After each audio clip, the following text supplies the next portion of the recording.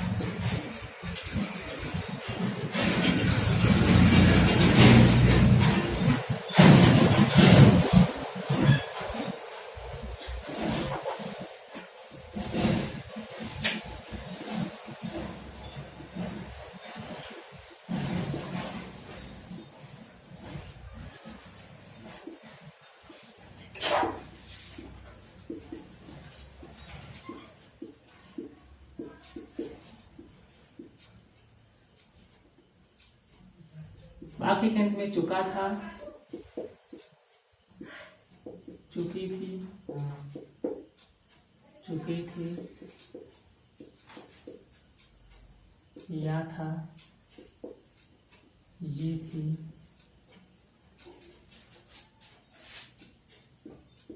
ये थे,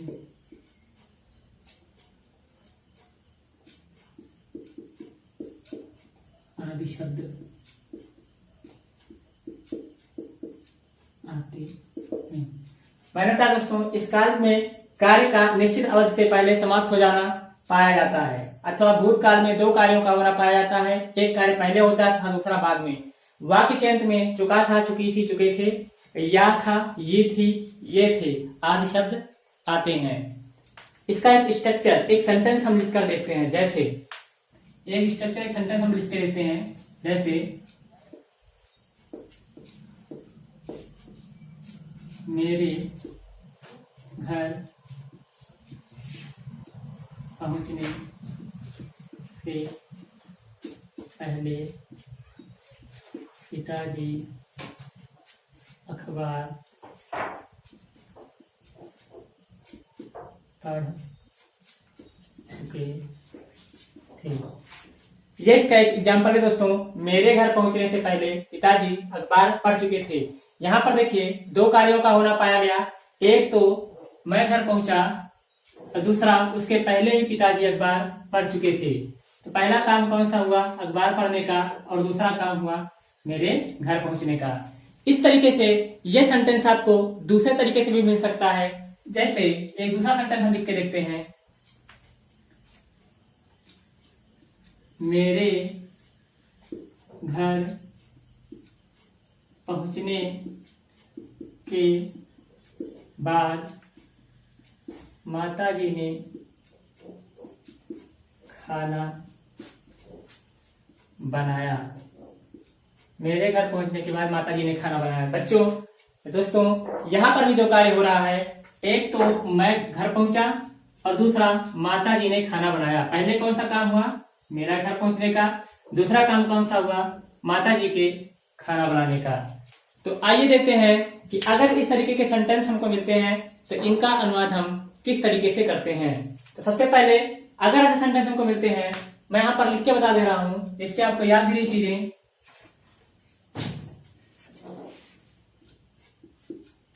जो कार्य पहले होता है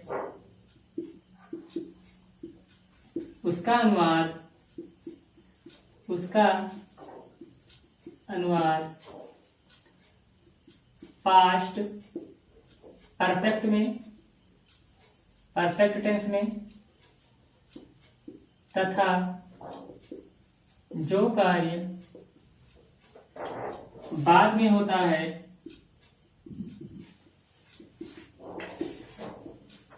उसका अनुवाद past indefinite tense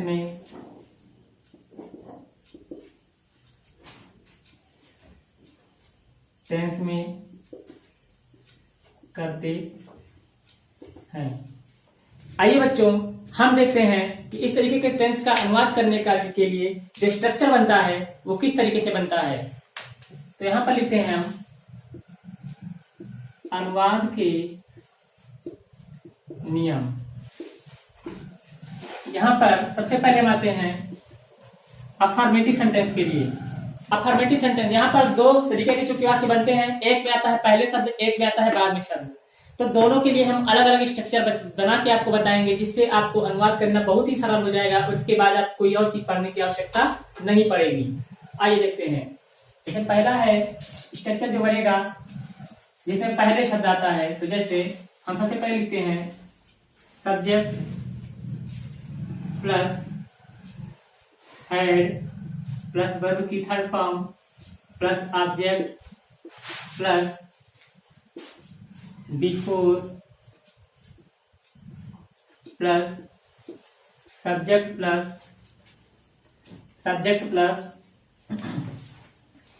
past infinite tense में कौन सा यूज करते हैं? वर्ब की सेकेंड फॉर्म प्लस ऑब्जेक्ट। ये तो है जब वाक्य के बीच में पहले शब्द आता है। अगर बीच में आया है पहले शब्द तो हम ये स्ट्रक्चर बनाएंगे। अगर बाद शब्द आता है वाक्य के बीच में तो हमारा स्ट्रक्चर कुछ इस तरीके से होगा। जैसे लिखा है, तो हम क्या करेंगे, सबसे पहले इस सेंटेंस को यहाँ पर लाते हैं। सबसे पहले हम बाद के सेंटेंस को पहले लिखते हैं। क्या होगा? सबसे पहले लिखेंगे सब्जेक्ट प्लस वर्ब की second form plus object plus, क्योंकि यहाँ बाद शब्द आएगा तो हम यहाँ पर क्या लगाएंगे?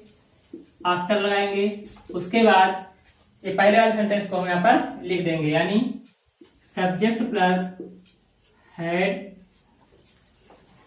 प्लस वर्ब की थर्ड फॉर्म प्लस ऑब्जेक्ट। ये हमारा दोस्तों स्ट्रक्चर है इसका अफर्मेटिव सेंटेंस के लिए। ये हमारा स्ट्रक्चर है। यहां पर जो है पहले शब्द में यहां पर ये अनुवाद हमने किया है पास्ट परफेक्ट टेंस में और ये हमारा पास्ट इंडेफिनिट टेंस। तो आइए हम इसका अनुवाद करके देखते हैं क्या होगा। जैसे यह हमारा सेंटेंस था, मेरे घर पहुंचने से पहले पिताजी अखबार पढ़ चुके थे। तो हम क्या करेंगे दोस्तों, यहाँ पे सबसे पहले क्योंकि यहाँ पर पहले शब्द आया है तो हम ये रूल लगाएंगे जिसमें हमने पहले लिखा हुआ है। तो सबसे पहले हम लिखेंगे subject plus had plus verb की थर्ड फॉर्म। जो कार्य पहले होता है उसका अनुवाद हम पहले करते हैं। तो कौन सा कार्य पहले हो रहा है? पिताजी अखबार पढ़ चुके थे। तो क्या हो जाएगा? सबसे पहले लिखेंगे सब्जेक्ट क्या हमारा? फादर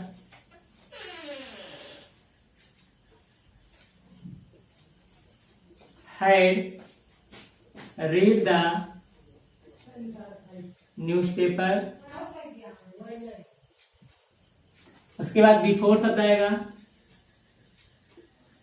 बिफोर मेरे घर पहुंचने से पहले, तो बिफोर आई रीच्ड क्या हो जाएगा यहाँ पर देखिए लिखा है सबसे पहले सब्जेक्ट प्लस वर्ब की second form plus object. Before subject हो गया हमारा आई, वर्ब की सेकंड फॉर्म आ जाएगा reached. Before I reached to house.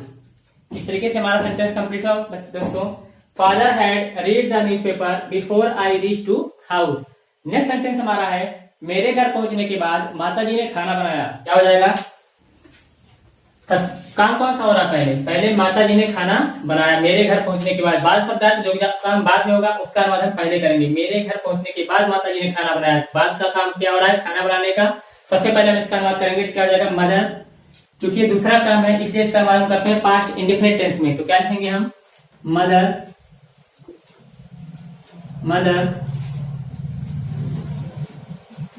Cooked the food. Mother cooked the food क्या आ जाएगा? मेरे घर पहुंचने के बाद। तो आफ्टर शब्द आएगा। After I had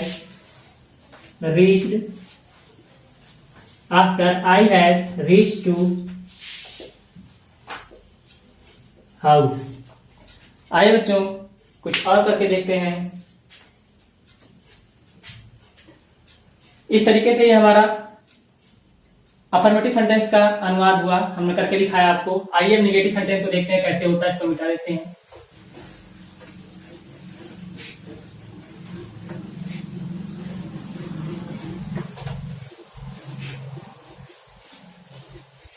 negative sentence का स्ट्रक्चर बनाना अब आसान होगा।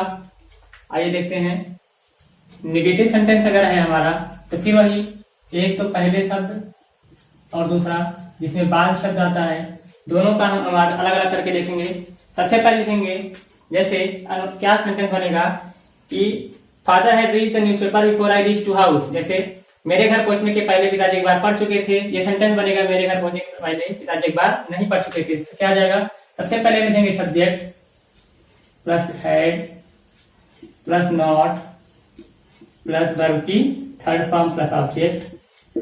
नेक्स्ट हो जाएगा प्लस बिफोर, वही सेम सब्जेक्ट प्लस वर्ब की सेकेंड फॉर्म प्लस ऑब्जेक्ट। बाद शब्द अगर आता है तो हम क्या करेंगे? जैसे सेंटेंस क्या बनेगा कि मेरे घर पहुंचने के बाद माता जी ने खाना नहीं बनाया। वही सबसे पहले सब्जेक्ट प्लस वर्ब की फर्स्ट फॉर्म या सब्जेक्ट प्लस डिड नॉट आ जाएगा यहाँ पे, प्लस वर्ब की first form plus object, plus यहाँ पर आफ्टर शब्द आएगा plus subject plus had plus verb की थर्ड फॉर्म प्लस ऑब्जेक्ट। इस तरीके से स्ट्रक्चर है निगेटिव सेंटेंस का। आइए देखते हैं हमारा इंट्रोगेटिव सेंटेंस का स्ट्रक्चर कैसे बनेगा। इंट्रोगेटिव सेंटेंस में दो तरीके के वाक्य बनते हैं। जब वाक्य क्या से प्रारंभ होगा तो क्या हो जाएगा? अगर पहले शब्द आता है, ये बहुत ही आसान पड़ता है स्ट्रक्चर से करने पर बच्चों। स्ट्रक्चर अगर आपको याद हो गए तो आप बहुत आसानी से कर सकते हैं। याद करना भी इसको बहुत आसान है। सबसे पहले यहाँ पर क्या करेंगे? हम हेड पहले लगाएंगे, हेड प्लस सब्जेक्ट, नॉट शब्द आया तो नॉट भी लगा देंगे, प्लस वर्ब की third form plus object, before शब्द आया तो before plus subject plus verb की सेकेंड फॉर्म और प्लस ऑब्जेक्ट।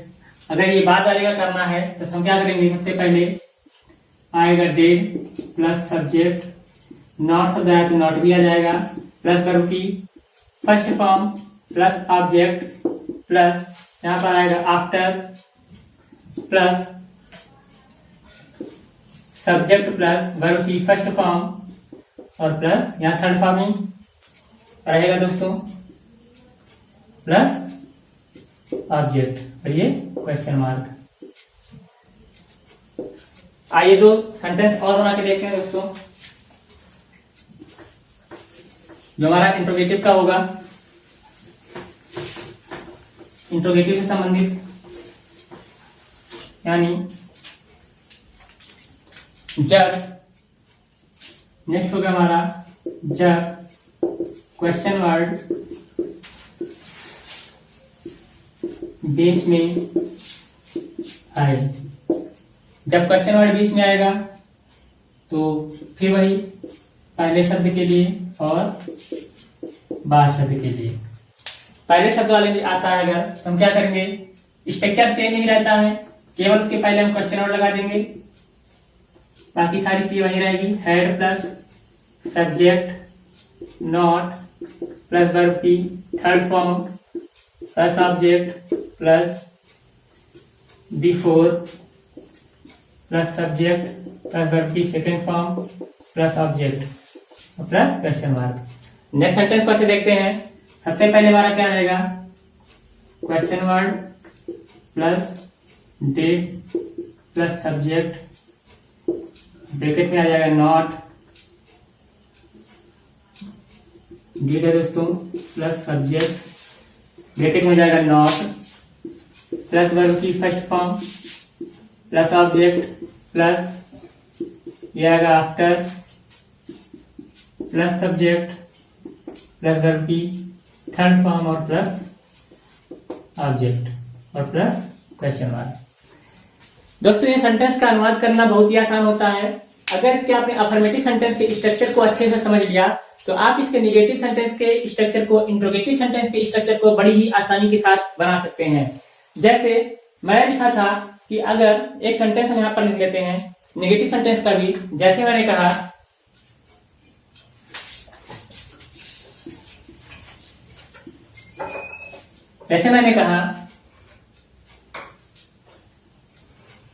मेरे विद्यालय पहुंचने से पूर्व घंटी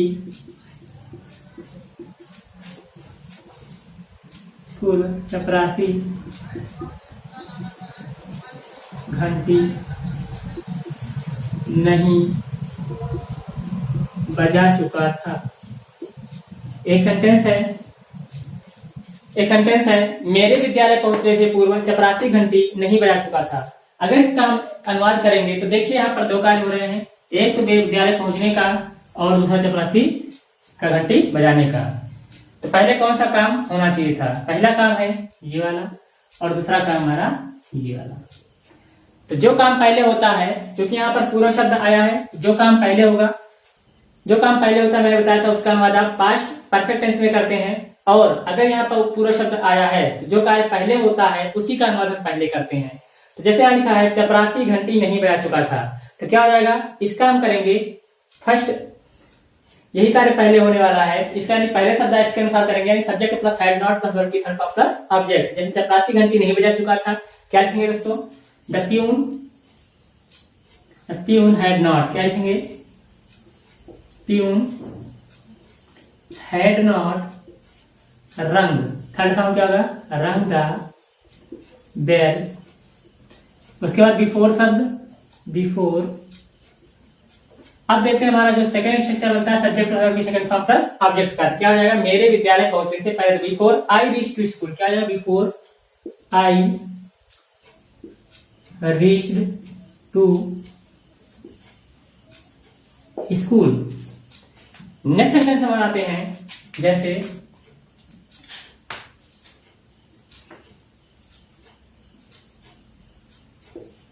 मेरे